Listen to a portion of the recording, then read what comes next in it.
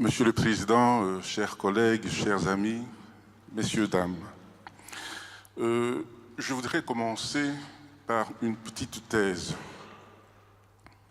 Dans la mémoire collective congolaise, Léopold II n'est pas toujours considéré comme le régisseur d'un film d'horreur, car certains Congolais mettent leur passé colonial dans une perspective historique plus large.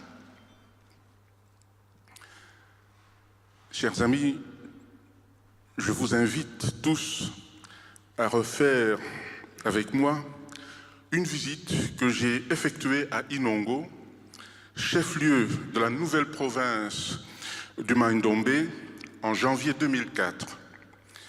Avant que le président Mobutu Sese Seko impose sa politique d'authenticité, et cela au début des années 70, le lac Mai-Ndombe s'appelait le lac Léopold II.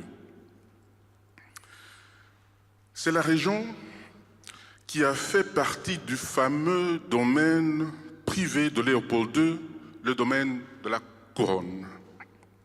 Pendant 10 ans, de 1896 jusqu'en 1906, des crimes horribles ont été commis dans cette région. L'histoire de cette contrée en était une, de mains coupées, de villages incendiés, de femmes, d'enfants pris en otage, et tout cela à cause de récoltes insuffisantes de caoutchouc. Mais lors de ce voyage, j'ai rencontré une délégation de l'association des pisciculteurs d'Inongo, dont le président, dans une allocution, a rappelé que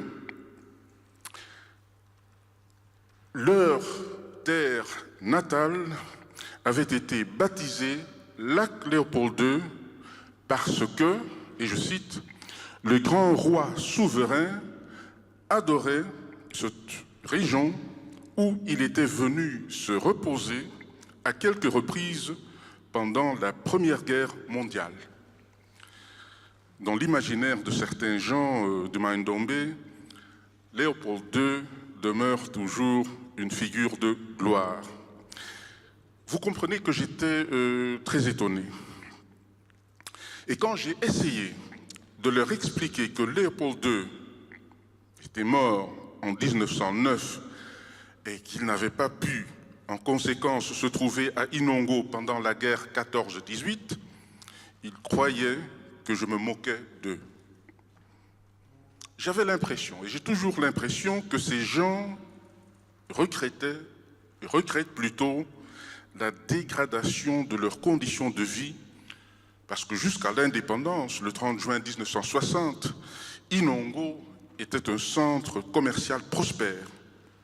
Actuellement, il n'y a plus d'électricité, plus d'eau courante, l'hôpital, les résidences coloniales, les maisons des ouvriers sont délabrées.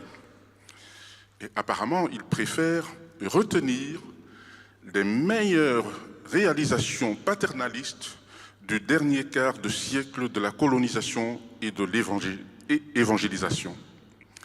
Et lors du même séjour, je me suis rendu à Kinshasa, aux Archives nationales du Congo, où j'ai pu admirer, dans le bureau d'un chef des archives adjoint, un magnifique fanion coloré avec l'effigie de Léopold II. Peut-être que ce fanion ne servait que de décoration. En tout cas, l'attitude de l'archiviste qu'il se réservait à l'égard de Léopold II n'avait rien à voir avec la mémoire collective que j'avais découverte au lac Mai-Ndombe. Je suis persuadé que l'archiviste, un historien professionnel, n'ignorait pas la controverse concernant le régime léopoldien d'antan. Il exhibait sans gêne ce fanion et n'en éprouvait pas de honte. Je pense que sa perception de la figure de Léopold II se résume en ces mots.